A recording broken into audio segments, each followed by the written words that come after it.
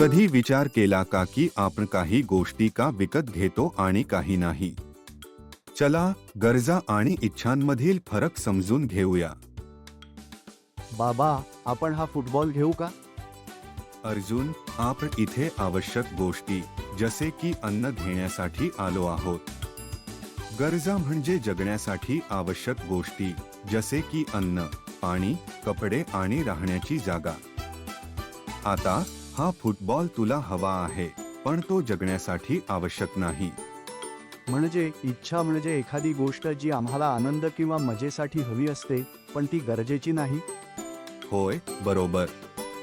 इच्छा म्हणजे त्या गोष्टी ज्या आपण आनंदासाठी विकत घेतो, जसे की खेळणी, व्हिडिओ गेम्स किंवा मिठाई. त्या जगण्यासाठी आवश्यक नाही. गरजा आणि इच्छांमधील फरक समजून घेणे आपल्याला आपल्या पैशाचा योग्य वापर करण्यास मदत करते. म्हणजे आधी गरजा खरेदी करायला हव्यात, बरोबर?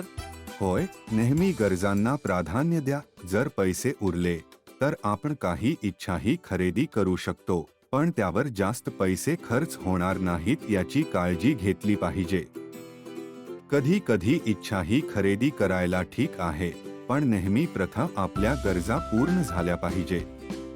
समजलं. आता मी काही खरेदी करण्याआधी ती गरज आहे की इच्छा आहे हे तपासेन. गरजा आणि इच्छांचे संतुलन शिकल्याने तुम्हाला पैशांचे चांगले व्यवस्थापन आणि निर्णय घेण्यास मदत होते.